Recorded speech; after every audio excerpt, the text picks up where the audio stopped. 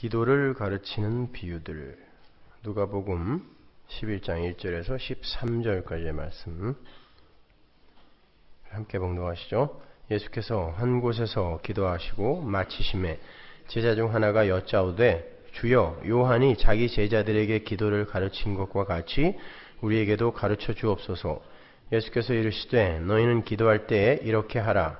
아버지여, 이름이 거룩히 여김을 받으시오며 나라에 임하옵시며 우리에게 날마다 일용할 양식을 주옵시고 우리가 우리에게 죄 지은 모든 사람을 용서하오니 우리 죄도 사하여 주옵시고 우리를 시험에 들게 하지 마옵소서 하라.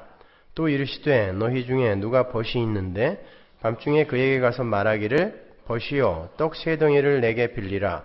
내 벗이 여행 중에 내게 왔으나 내가 먹일 것이 없노라 하면 저가 안에서 대답하여 이르되 나를 괴롭게 하지 말라. 문이 이미 닫혔고 아이들이 나와 함께 침소에 누웠으니 일어나 내게 줄 수가 없노라 하겠느냐? 내가 너희에게 말하노니 비록 벗됨을 인하여서는 일어나 주지 아니할지라도 그 강청함을 인하여 일어나 그 소용대로 주리라. 내가 또 너희에게 이르노니 구하라. 그러면 너희에게 주실 것이요. 찾으라. 그러면 찾을 것이요. 문을 두드리라. 그러면 너희에게 열릴 것이니 구하는 이마다 받을 것이요. 찾는 이가 찾을 것이요. 두드리는 이에게 열릴 것이니라. 너희 중에 아비된 자 누가 아들이 생선을 달라 하면 생선 대신에 뱀을 주며 알을 달라 하면 전갈을 주겠느냐? 너희가 악할지라도 좋은 것을 자식에게 줄 줄 알거든 하물며 너희 천부께서 구하는 자에게 성령을 주시지 않겠느냐 하시니라. 아멘. 오늘 우리가 세 번째로 함께 공부할 비유는 흔히들 강청기도의 능력을 강조하고 그러한 기도를 권장하는 것으로 결론을 내리는 밤중에 찾아온 친구의 비유예요. 많은 이들이 이 비유를 무엇이든지 하나님께 강청하여 졸라대면 하나님이 귀찮아서라도 그 기도를 들어주시고야 마신다는 그런 아전인수격의 해석을 하고 있어요. 정말 그럴까요? 하나님은 우리가 원하는 것이 우리의 거룩한 삶에 도움이 되는 것이든 아니든 상관없이 꾸준히 반복하여 지속적으로 기도를 하면 그 정성에 감격하셔서 그 기도에 응답을 하시는 그런 분일까요? 여러분, 하늘은 스스로 돕는 자를 돕습니까? 하늘은 스스로 돕는 자를 돕는다. 지성이면 감천이다. 이게 성경에 있다. 역시 우리 서문학교에는 수준이 높아요. 미국 그리스도인들, 미국 기독교인의 70%가 출구조사를 했더니 그 말이 성경에 있다라고 대답을 했다죠. 미국도 다 허당이에요. 여러분, 그건 성경과 완전히 대치되는 개념들이에요. 하늘은 스스로 돕는 자를 돕지 않습니다. 오히려 하늘은 하늘의 뜻대로 인간을 바꾸어내요. 하늘은 절대 인간들에게 다스려지거나 조종되지 않습니다. 하늘이 인간을 다스리는 거예요.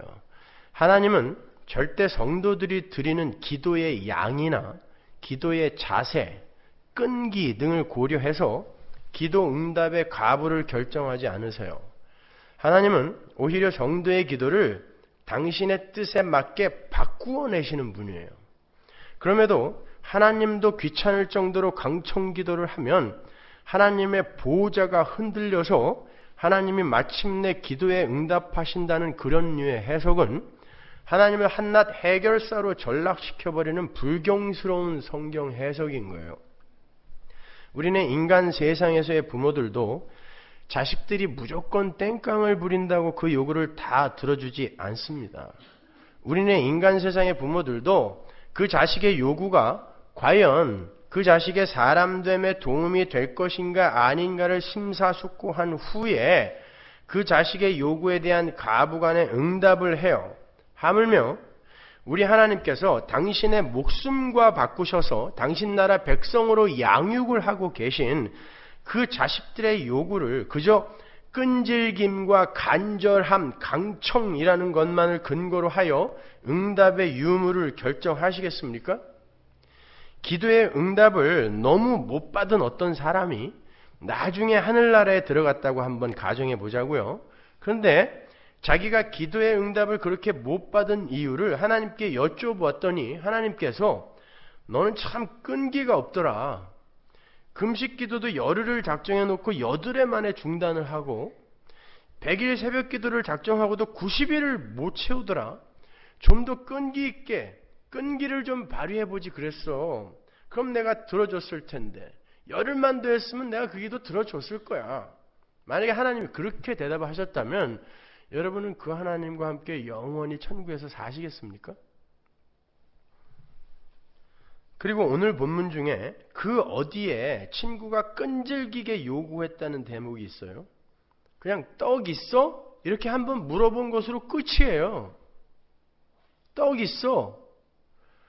예수님은 떡 3덩이를 요청받은 그 친구가 잠자리에서 일어나서 떡을 줬는지 안 주었는지도 안 밝히세요. 그냥 질문을 하나 던지시고는 그 질문에 대한 제자들의 대답을 추론하셔서 기도가 무엇인지를 설명하고 계실 뿐이에요. 그럼에도 불구하고 이 비유가 강청기도의 능력에 대한 비유로 둔갑을 한 것은 인본주의적 색깔을 짙게 들이고 있는 그 강청이라는 단어 하나 때문에 그 단어로 모든 비유의 내용이 그냥 흡수되어 버린 거예요. 그렇다면 과연 이 비유가 담고 있는 진짜 내용은 무엇일까요? 지금부터 한번 차근차근 살펴보겠습니다. 먼저 이 비유가 어떤 문맥 속에 들어있는지를 살펴봐야 되겠죠? 여러분이 보시다시피 오늘 우리가 공부하고 있는 이 비유는 주기도문에 붙어있는 비유예요. 그게 이 비유를 여는 아주 중요한 열쇠입니다. 제자들이 예수님께 기도에 대해서 가르쳐달라는 요구를 했어요. 그건 단순히 기도의 방법이나 내용을 가르쳐달라는 그런 요구가 아닙니다. 왜냐하면 당시 유대인들은 기도를 거의 습관처럼 자주 하고 있었고 기도를 무척 중요한 종교 행위로 간주하고 있었기 때문에 그래요. 그래서 그들은 기도문 몇 개씩은 늘 암송하고 다녔고 시편의 기도들을 노래로 만들어서 흥얼거리며 다닐 정도로 기도에 열심이었던 사람들이에요.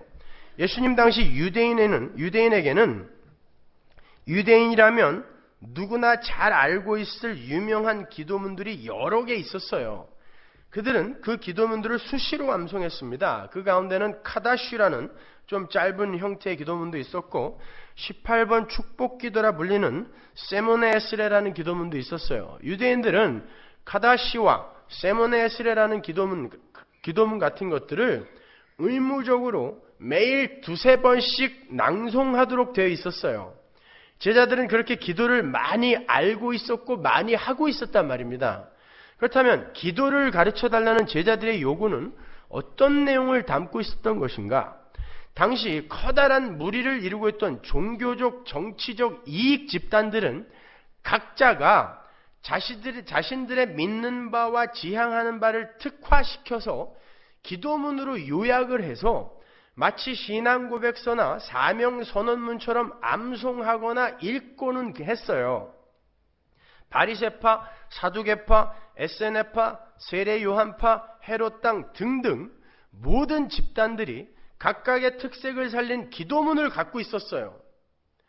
지금 예수님을 쫓는 제자들은 그러한 배경 하에서 주여 우리에게도 요한이 자기 제자들에게 기도문을 준 것처럼 요한파도 기도가 있는데 왜 우리에게는 기도문이 없어요? 기도문 하나 만들어주세요 라고 부탁하는 거예요. 우리도 우리 파만에 특화된 기도문을 하나 갖자는 것이었어요. 주님은 그들의 요구를 금방 간파하시고 그 자리에서 예수를 쫓는 자들이 드려야 하는 기도의 핵심을 몇 가지로 나누어서 하나의 기도문으로 만들어 주셨습니다. 그게 우리가 알고 있는 늘 암송하고 있는 주기도문이에요. 여러분이 이미 공부하셨다시피 이 주기도문은 우리 자신의 소원을 이루거나 문제를 해결하는 것 정도를 그 내용으로 하지 않습니다. 주님이 가르쳐 주신 기도는 우리 성도의 정체성을 규정하며 우리 성도가 도달하게 될 궁극의 목적지를 소개하고 있어요. 내 품속에 가지고 있는 나의 가장 깊은 소원이 내가 누구인가를 정의한다라는 말이 있죠. 내가 갖고 있는 내 마음속에 가장 깊은 소원이 바로 내가 누구인지를 정의한다는 거예요. 그게 기도로 나오겠죠. 따라서 우리가 어떤 기도를 하느냐에 따라 우리는 어떤 인간인지가 폭로되는 거예요. 그런 의미에서 이 주기도문을 한번 보시란 말입니다. 하나님은 지금 제자들에게, 기도문을 달라는 제자들에게 너희는 이런 삶을 살게 될 것이고 너희들의 정체성은 바로 이거야를 가르쳐 주시는 거예요. 주기도문을 제가 사역으로 조금 구체적으로 느려서 번역을 한번 해볼게요. 유진 피터슨이 요즘 메시지라는 그 성경 해설집을 냈죠. 그냥 본인은 성경이라고 하지만 저는 그렇게 생각하고 싶지는 않아요. 어설픈 부분이 많이 있기 때문에 제가 그러한 모양으로 한번 그 주기도문을 번역을 해볼게요. 우리 성도는 하늘에 계신 하나님을 아버지라 부를 수 있는 자들이며, 이게 하늘에 계신 우리 아버지예요.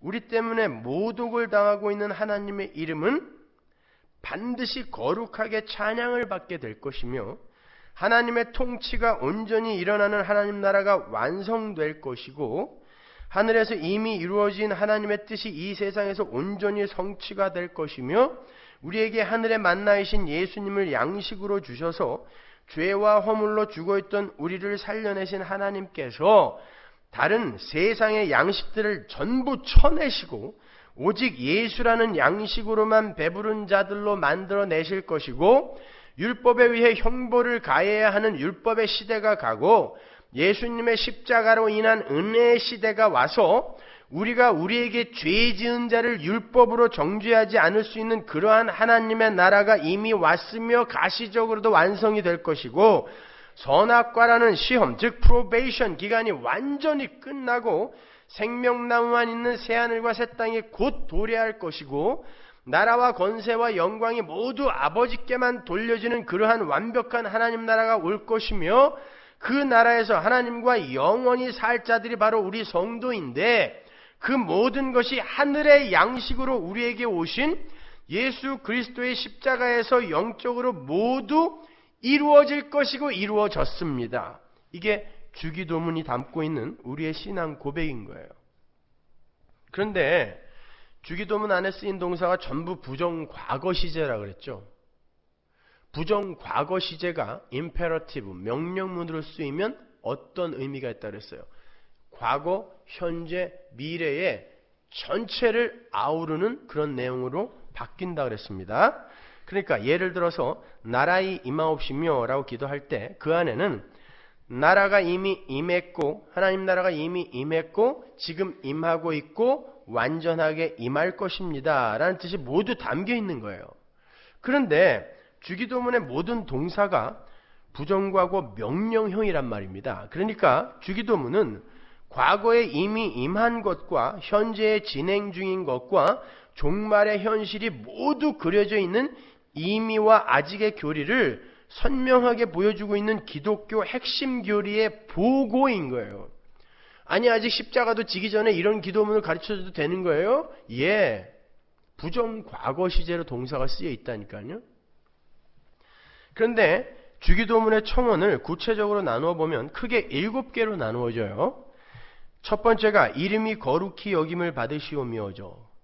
두 번째가 나라의 임하옵시며예요. 세 번째가 뜻이 하늘에서 이룬 것 같이 땅에서도 이루어지이다고. 네 번째가 오늘날 우리에게 일용할 양식을 주옵시고. 다섯 번째 우리가 우리에게 죄 지은 자를 사하여 준 것 같이 우리 죄를 사하여 주옵시고. 여섯 번째 우리를 시험에 들게 하지 마옵시고. 일곱 번째 다만 악에서 구하옵소서예요. 저는 이 구조를 카이즘 구조로 봅니다. 1항과 7항을 A와 A-로 보고요. 2항과 6항을 B와 B-로 봐요. 그리고 3항과 5항을 C와 C-로 보고 가운데 네 번째를 D, 이 기도문의 핵심인 D로 보는 거예요. 하나님의 이름이 거룩히 여김을 받기 위해서는 악에서 구하옵소서. 세상의 악이 다 제거돼야 돼요. 그렇게 A와 A-가 연결되고 하나님의 나라가 임하여 완성이 되기 위해서는 선악과의 시험기간, 하나님의 프로베이션 기간이 끝나야 하는 것이기 때문에 B와 B-가 연결돼요. 하나님 나라가 임하옵시며와 우리를 시험에 들게 하지 마옵시고가 연결이 되는 거예요.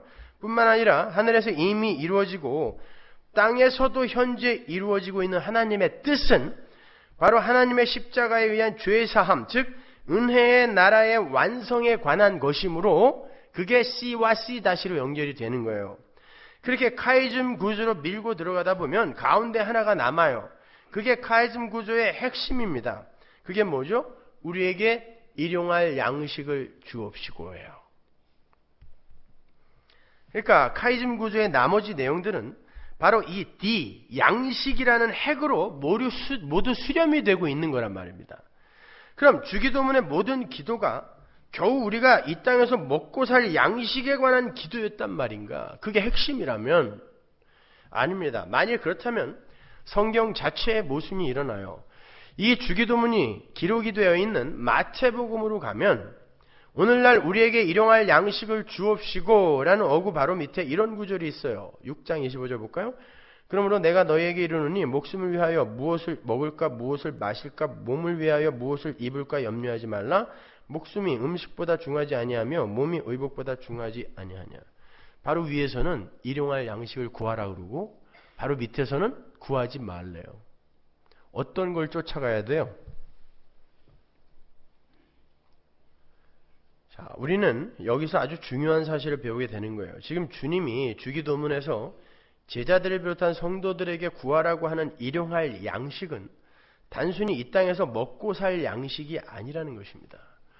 여러분의 성경을 한번 잘 보시면 우리에게 일용할 양식을 주옵시고의 일용할 양식이라는 단어 옆에 풋노트가 있을 거예요. 그리고 거기에 내일의 양식이라는 말이 적혀 있을 것입니다. 그 이유는 일용할이라고 번역이 된 헬라어 에피우지온이라는 이 단어에 여러 가지 의미가 담겨 있기 때문에 그래요. 그런데 이 에피우지온이라는 단어는 헬라의 어떤 문헌에도 쓰인 바가 없는 아주 생소한 단어예요. 성경에서도 딱 여기에 한 번 쓰였어요. 따라서 그 헬라어 에피우지온이라는 단어가 현재의 어떠한 의미로 쓰이고 있는가를 가지고 고대 당시의 문헌을 해석한다는 것은 아주 위험한 일인 거예요. 언어의 의미는 수시로 변한단 말입니다. 제가 토플 시험을 볼 때만 해도 게이라는 단어는 조이라는 단어였어요. 그래서 비슷한 말을 고를 때 그걸 골라야 됐는데 지금은 게이라는 단어는 동성연애자를 가리키는 말입니다. 그렇죠? 언어는 이렇게 짧은 시간에도 완전히 그 뜻이 바뀌어버린단 말이에요. 따라서 오늘날의 현대 헬라어를 갖고 그 당시의 헬라어를 추론하여 그 해석을 하면은 안 된단 말이에요. 그렇다면 다른 그 어떤 문헌에서도 발견되지 않은 그 에피우지온이라는 단어의 뜻을 어떻게 올바로 해석을 할 수 있어요? 그때 필요한 게 바로 아람어 성경이에요. 예수님은 공생의 기간 동안에 아람어를 쓰셨습니다. 아람어는 바벨론의 언어예요. 이스라엘이 바벨론 포로로 70년간 있으면서 유대인들의 일상 언어가 아람어가 되어 있었기 때문에 예수님도 아람어를 썼어요.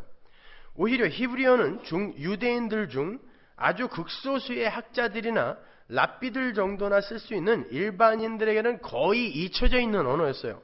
그래서 아람어 성경은 당시의 사회문화적 배경을 잘 그려주는 그러한 좋은 참고가 돼요. 그래서 헬라어 성경의 단어 해석이 모호할 경우 항상 아람어 성경과 비교 대조하여 보는 것이 중요해요.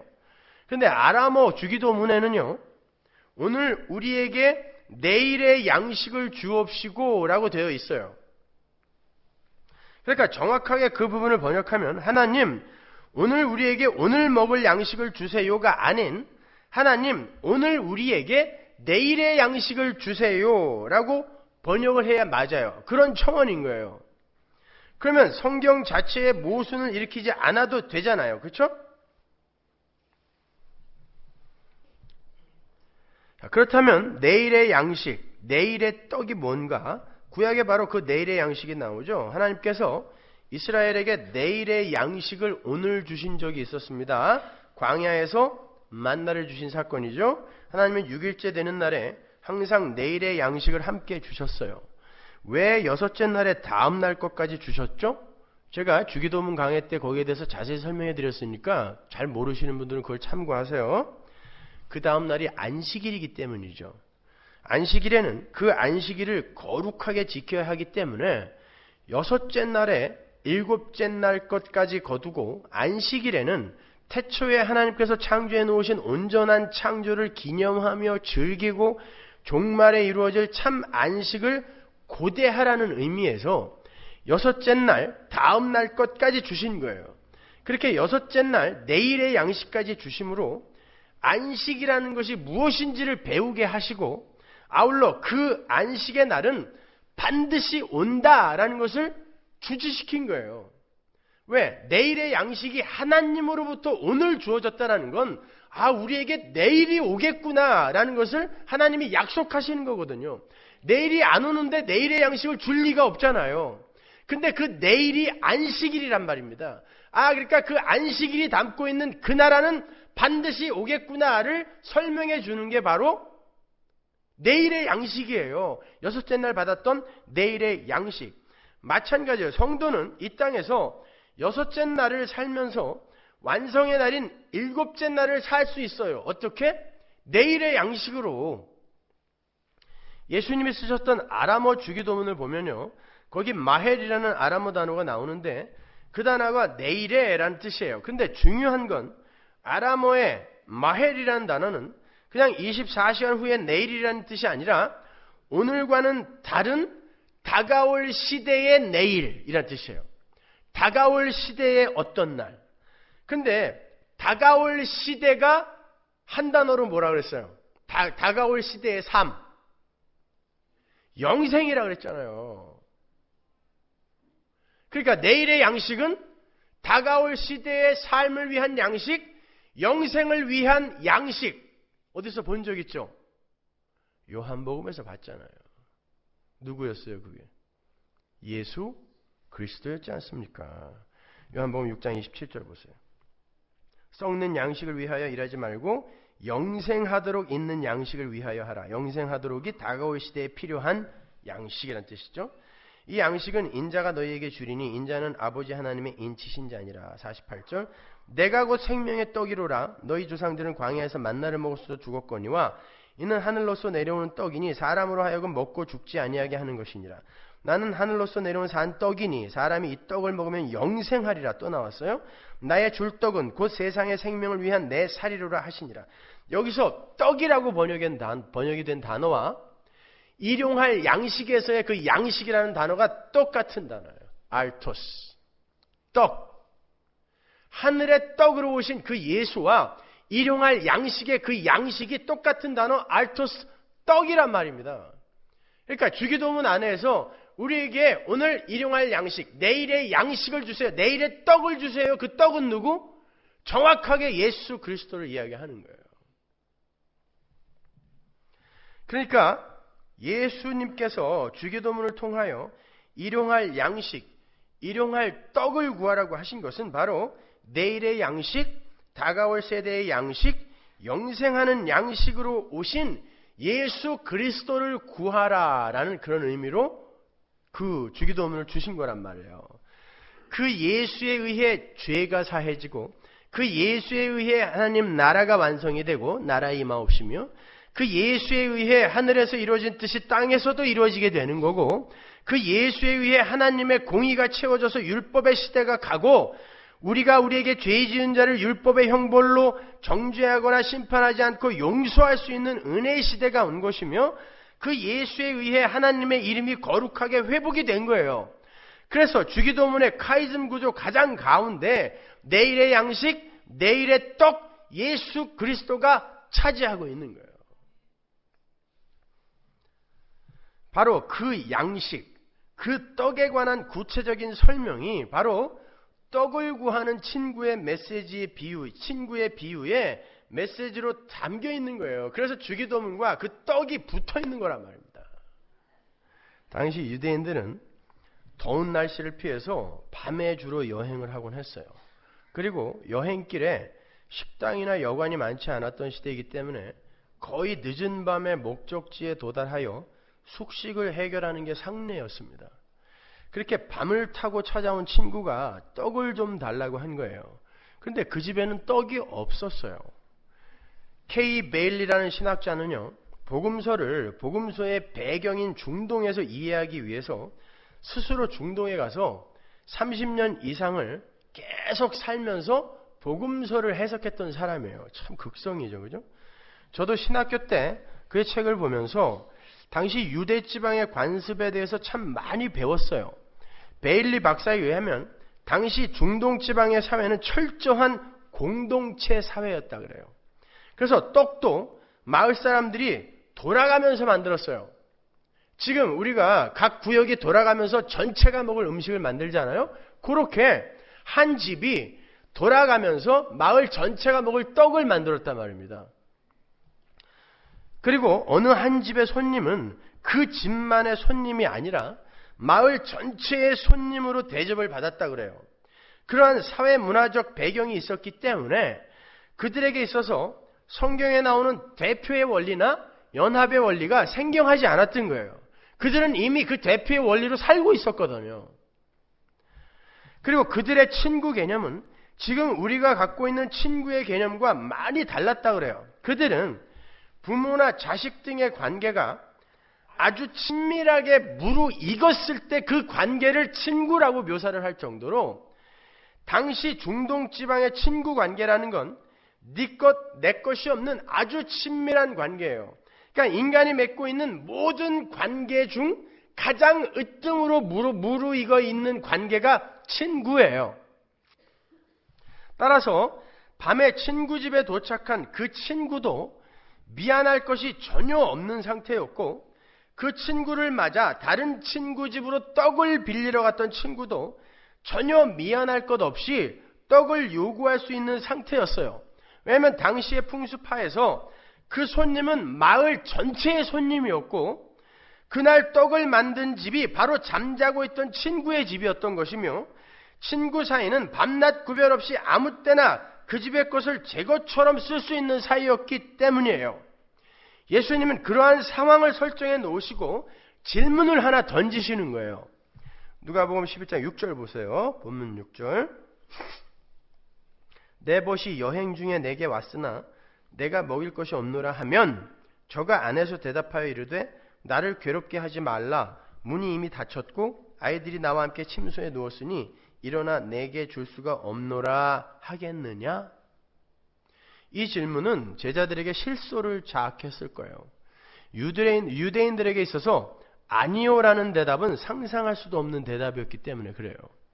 근데 당연한 질문을 예수님께서 하시는 거예요. 그리고는 이 비유가 끝나요. 그냥 이렇게 이 비유에 떡을 구하는 친구의 강청이나 끈질김이나 땡깡은 단 한 줄도 기록되어 있지 않아요. 그냥 질문으로 비유의 내러티브는 끝이 나고 설명이 이어진단 말입니다. 본문 8절로 가보세요. 내가 너희에게 말하노니 비록 벗됨을 인하여서는 일어나 주지 아니할지라도 그 강청함을 인하여 일어나 그 소용대로 주리라. 여기에 나오는 딱 한 번 나오는 강청이라는 단어 때문에 이 비유가 크게 오해하고 있는 거예요. 여기에 쓰인 강청이라는 단어, 아나데이아라는 단어는요, 사실 교부 시대를 거쳐서 중세 시대에 들어와서야 강청함, 끈질김이라는 단어로 쓰였지, 그 전에는 전혀 다른 단어로 쓰였던 단어예요. 유대사가 요세푸스의 책 주이시 워나 유대 랍비들의 문헌 그리고 70인력 등을 보면요, 당시에 아나데이아라는 단어는 모두 수치를 피하기 위함, 부끄러움을 당하지 않기 위함, 체면을 잃지 않기 위함이라는 단어로 쓰였어요. 강청함이라는 단어는 그때 당시에는 아예 강청이라는 의미는 없었단 말입니다. 끈질김이라는 의미는 없었어요. 그러다가 라틴어 성경 번역본에서 처음으로 importunity, 강청함이라는 뜻으로 번역이 됐고, 곱틱 번역본에서 persistence, 끈질김 등으로 번역이 된 거예요. 따라서 우리는 이러한 단어들과 상황들을 우리의 문화권 안으로 갖고 들어와서 그 비유를 우리의 문화나 언어로 옷을 입혀서 현대화시켜버리면 안 돼요. 지금까지 설명을 해드린 단어의 배경이나 사회문화적 배경 등을 정보로 하여 이 비유를 다시 한번 해석해 보자고요. 한 친구가 밤을 타고 다른 친구의 집을 방문했어요. 그 친구는 당시 집단적이며 공동체적인 사회문화 속에서 당연히 그 마을 전체의 손님이에요. 그래서 방문을 받은 친구는 스스럼 없이 그날 마을에 떡을 구웠던 친구의 집으로 떡을 가지러 갔어요. 만일 그날 떡을 구운 친구가 귀찮아서 떡을 내어놓지 않는다면 그 친구는 물론이요, 마을 전체가 수치와 창피를 당하게 돼요. 유대인들이 그러한 예의를 치명적으로 지켜왔단 말입니다. 그래서 마을 누구에게 가서 부탁을 했어도 그는 마을 전체의 손님으로 대접을 받아야 했었고, 그 마을 어디에 떡이 있어도 그건 그에게 갖다 주어도 아무런 불평을 누구도 할 수 없는 그런 상태였단 말입니다. 당시 유대인들에게 있어서 자신의 수치와 마을의 수치는 친구 사이라는 그 관계를 넘어서는 모든 행위의 근거와 이유가 되는 거였어요. 차라리 목숨을 내놓을 망정 수치는 당하면 안 된다가 유대인들의 마음이었단 말입니다. 그래서 그들이 그러한 수치를 모면하기 위해서 뒤에서 적들이 칼을 들고 쫓아오는데 안식일에 안 뛴 거예요. 신앙이라기보단 그건 자기 가치 향상의 마음에서 나온 수치를 면하기 위한, 창피를 당하지 않기 위한 그런 사고에서 나온 거란 말입니다. 마치 유다가 내 죄는 내가 책임진다, 쪽팔리게 가서 용서 안 구할 거야 하고 수치를 면하기 위해 자살한 것처럼 그게 유대인들의 사고였단 말이에요. 자, 근데 그래서 주님이 말씀하시는 거예요. 야, 그런 일은 절대 있을 수 없겠지만 그렇게 소중하고 당연한 친구 사이라 해도 귀찮아서 떡을 안 내어놓을 수는 있을지 모르겠다. 아니, 그런 일은 절대 있을 수 없지만 혹 그렇게 친한 친구 사이라도 그 떡을 안 내놓을 수는 있을 거야. 그러나 수치를 당하지 않기 위해서는, 강청, 아나데이아예요. 그게 수치를 당하지 않기 위해서는 절대로 그런 일은 있을 수가 없잖아. 그건 너희들도 아는 거 아니야? 이렇게 물어보시는 거예요.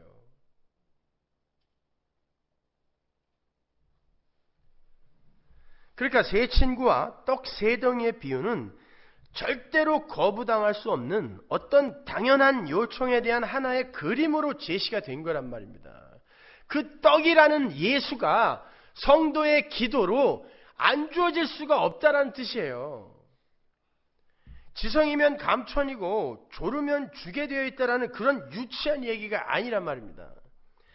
그러면서 그 비유에 제자들을 향한 예수님의 어떤 요구가 붙어있는지 한번 보세요. 본문 9절.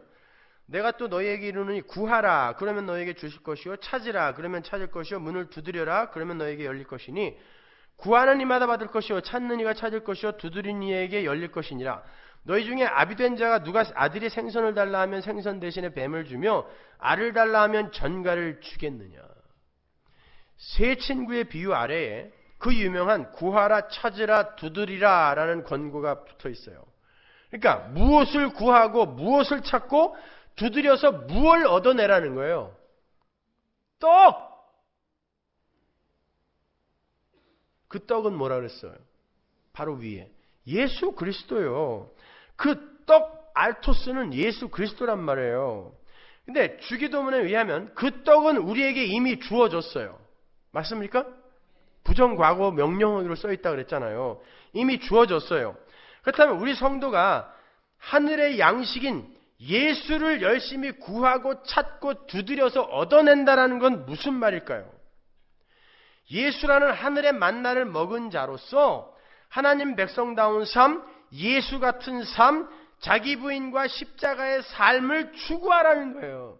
그 일을 도와주러 오신 보혜사 누구?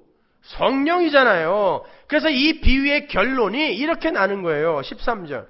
너희가 악할지라도 좋은 것을 자식에게 줄 줄 알거든 하물며 너희 천부께서 구하는 자에게 성령을 주시지 않겠느냐 하리라. 성령은 우리가 구한다고 우리에게 오는 게 아니에요. 그러나 성령이 오셔서 우리의 기도를 통하여 일을 한단 말입니다. 그걸 성령을 준다라고 이야기하는 거예요. 그러니까 주기도문으로 시작하여 세 친구의 비유로 끝이 나는 누가복음 11장의 전체 내용은 하늘의 떡을 먹은 성도는 하나님 나라의 백성다운 삶, 즉 떡을 먹은 자로서의 떡을 닮은 삶을 당연히 추구하게 되어 있는 것이며, 아버지는 반드시 그 추구를 완성시키시고 성취시킬 것이며, 그 일의 보증으로 성령, 보혜사가 와 계신다고 하는 구속사 전체를 그 내용으로 담고 있는 거예요. 유치하게 그냥 문을 두들기고 졸르고 귀찮게 잠도 못 자게 하면은 하나님도 귀찮아서 주신다. 보좌를 그냥 수시로 흔들면 하나님이 어지러워서 야야야 그만해 그래 줄게. 이거 아니란 말입니다.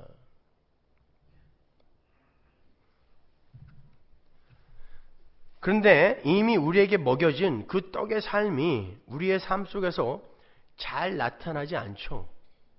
그때 우리에게 그리고 또 우리에게 하나님 나라 백성의 처우답지 않은 고난과 환난의 삶이 닥치기도 해요. 그때 어떻습니까? 우리가 믿음으로 알아요.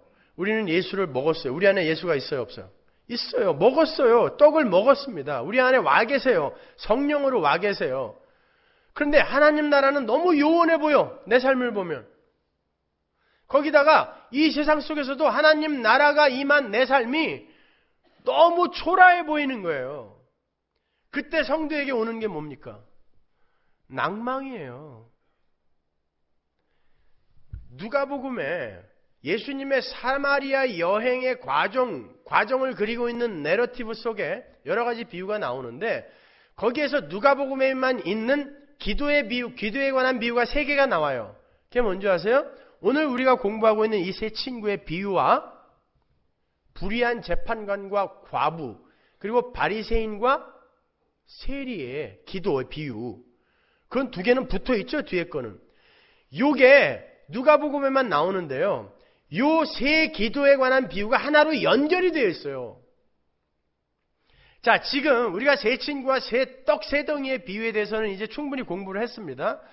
자, 이제 우리가 항상 기도하면 그 성령이 우리 안에서 강력하게 역사를 하여 떡을 먹은 자의 삶, 그 하늘의 떡의 삶을 우리 안에서 드러낸다는 것을 배웠습니다. 구하는 자에게 성령을 왜 안 주시겠느냐 그랬으니까. 근데 우리의 삶을 정작 보면, 그리고 세상 돌아가는 걸 보면 낭망을 할 수밖에 없어. 고난과 환난이 계속 들이닥치고 내가 나의 삶을 봐도 전혀 병원에 가는 것 같지가 않아요.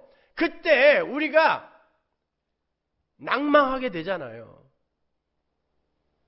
예수님이 거기에 그러한 상태에다가 비유를 하나 또 던지시는 거죠. 항상 기도하며 낭망치 말아야 할 것은, 그게 어디에 있어요? 같은 누가복음에 있습니다. 18장으로 가보세요.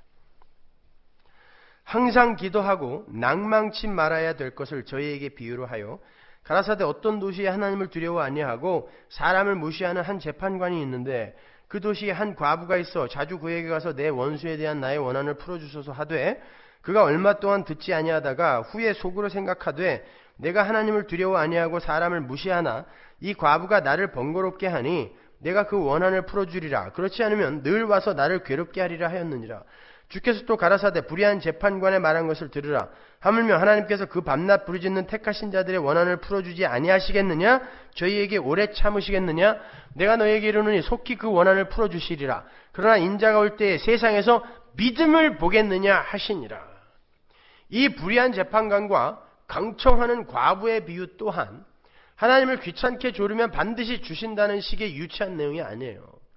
그 내용을 잘 보시면 불의한 재판관과 선한 하나님, 그리고 과부와 택한 자가 이렇게 대조가 되어 있잖아요. 불의한 재판관은 하나님을 두려워하지 않고 사람을 무시하는 아주 불성실한 재판관이에요.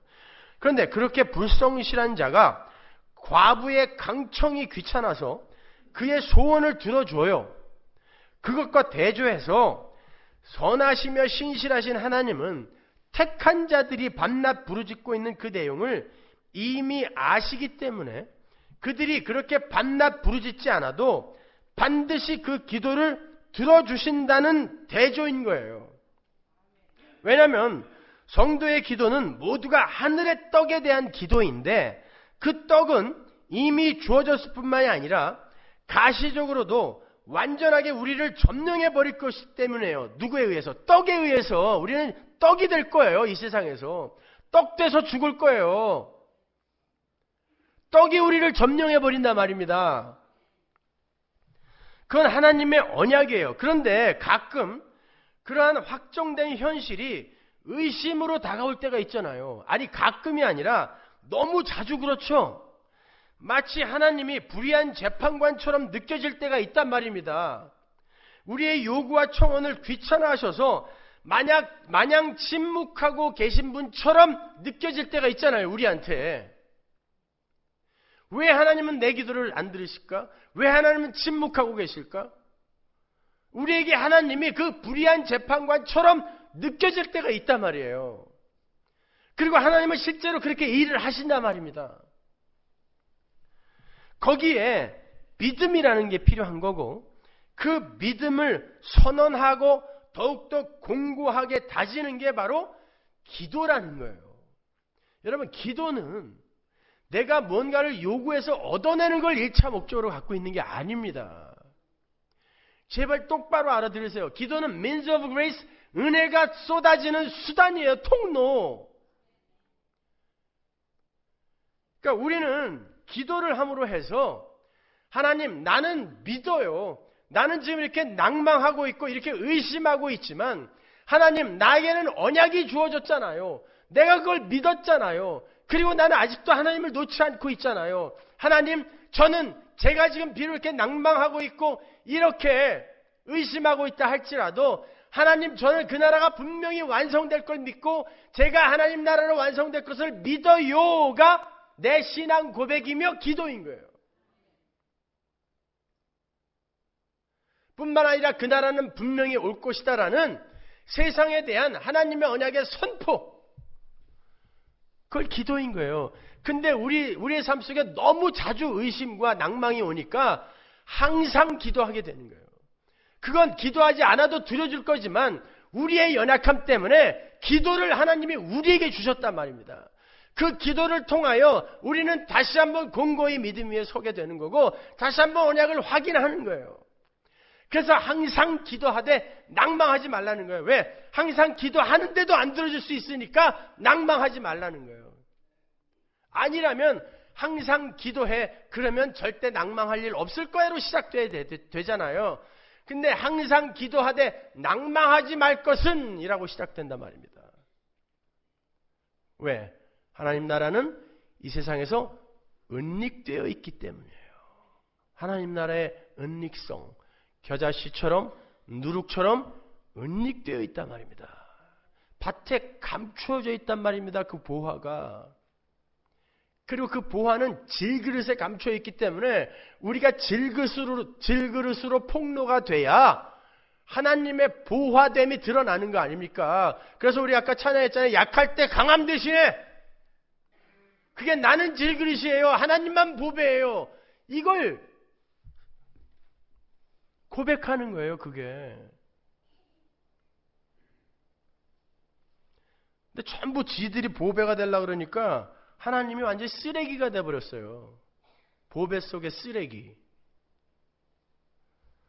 아니란 말입니다, 여러분.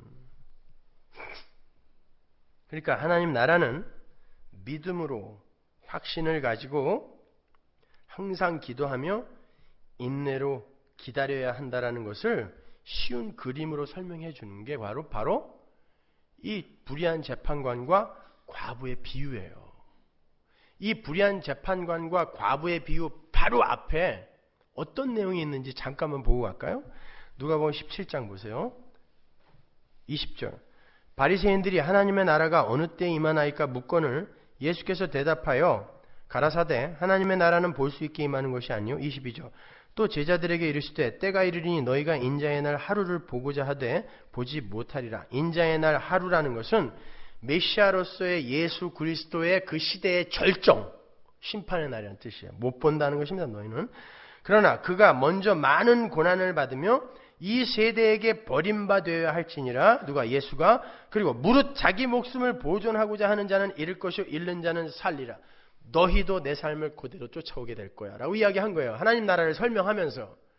근데 그 하나님 나라를 설명하면서 이런 이야기를 해놓고 나니까 예수님이 마음이 안 좋으신 거예요. 그러니까 거기에다가 비유를 하나 딱 붙여주신 게 항상 기도하며 낭망치 말아야 할 것은 인 거예요. 그게 누가복음 18장인 것입니다. 이 비유도 역시 우리가 오늘 서두에 공부했던 누가복음 11장에 떡 세 덩이와 세 친구의 비유에서 흘러나온 거란 말입니다.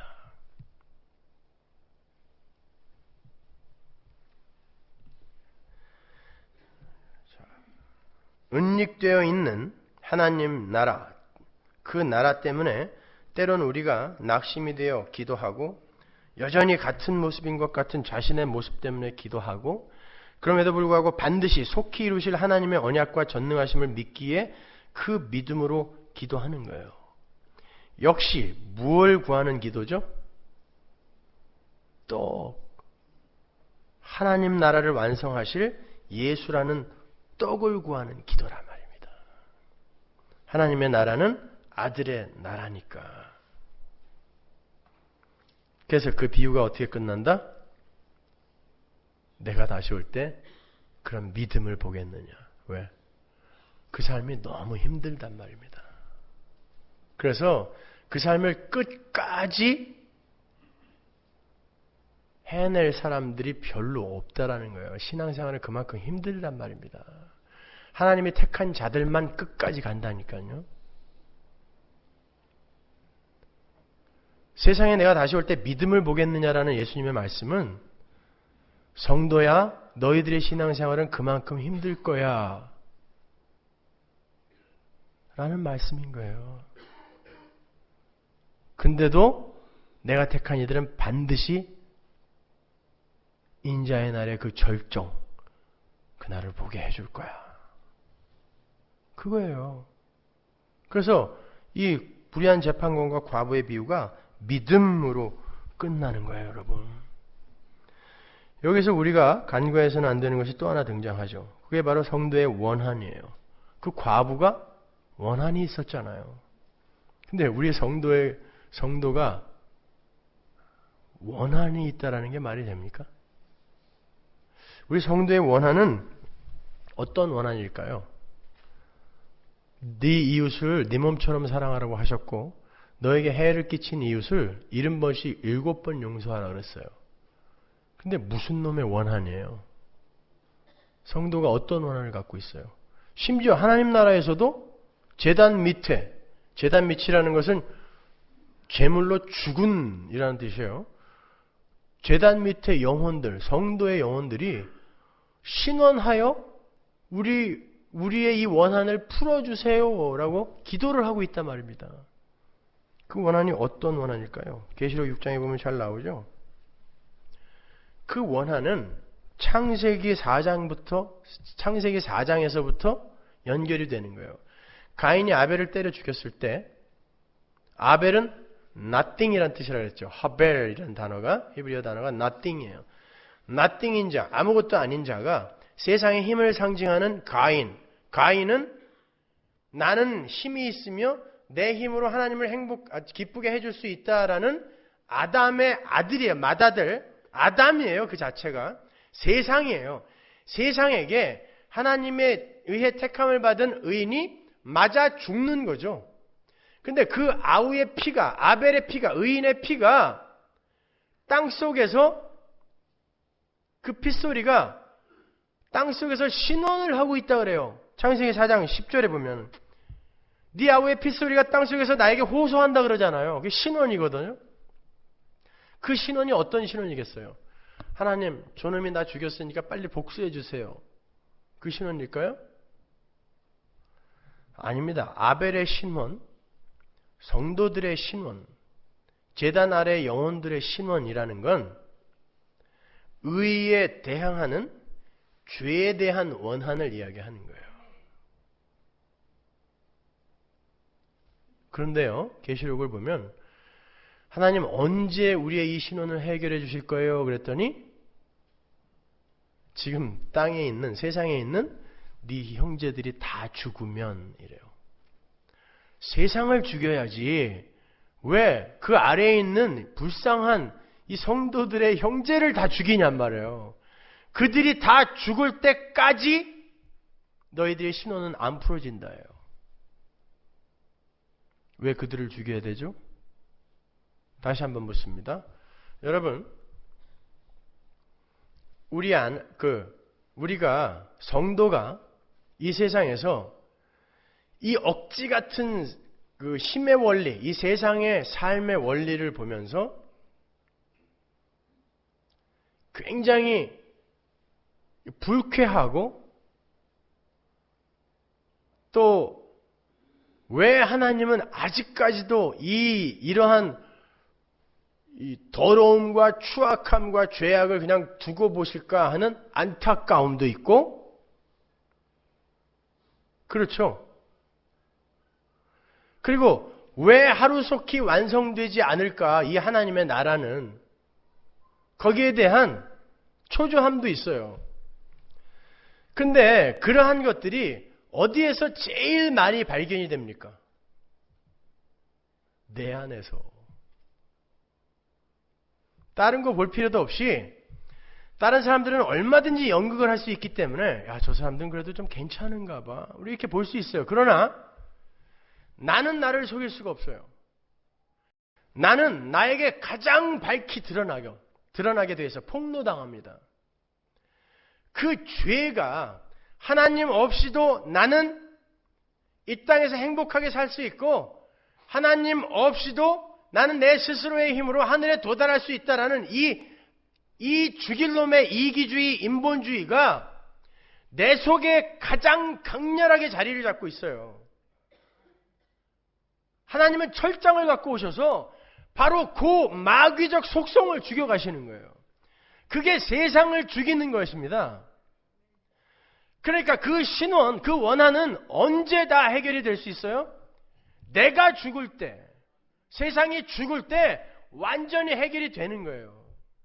그런데 우리가 우리의 모습을 보면 절대 안 죽을 것 같잖아요. 이 세상은 계속 이렇게 폐역하게 흘러갈 것 같아. 그리고 나는 절대로 하나님의 자녀로 완성이 안 될 것 같아. 예수를 40년 믿었는데 변하기는 개뿔이나 하나도 변하지 않았어. 그때 뭐 하라는 거예요? 항상 기도하며 낭망하지 말라는 거예요. 그게 성도의 원한입니다. 성도의 유일한 원한, 죄에 대한 원한, 나의 미성숙함에 대한 원한. 그러나 나는 불의한 재판관 아니야. 너희에게는 지금 내가 불의한 재판관처럼 보일 수 있어. 그러나 나는 너희들의 아버지야. 내가 그 기도 안 들어주겠어? 걱정하지 마. 항상 기도하며 낭망치 말어. 이게 불의한 재판관과 과부의 비유예요. 그러면 한번 보자고요. 내가 이 죄에서 벗어나기 위해서는, 이 인본주의에서 벗어나기 위해서는 내가 하나님 말고 다른 데에 마음을 두고 있는 그런 나의 이 죄성을 하나하나 끊어내야 되죠. 그러니까 하나님 이외에 내 마음을 빼앗고 있는 것들이 하나하나 끊어져 나가야 돼요. 그게 기도의 응답이에요. 그렇잖아요? 그게 항상 기도하며 낭망하지 말아야 할 기도의 내용이잖아요. 그런데 강청에서 얻어내자? 이게 마귀 새끼들인 거예요. 책도 나왔어. 이게 마귀 새끼란 말입니다. 완전히 다른 이야기를 하고 있잖아요. 성경을 거꾸로 보고 있는 거예요. 인간 중심으로 성경을 보느냐?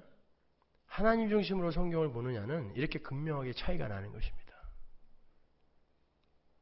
성경 어디에 땡깡 부리면 무조건 준다는 내용이 있어요. 아무거나 찾아서 갖고 오세요. 다 풀어드릴 테니까. 그런 거 없어요.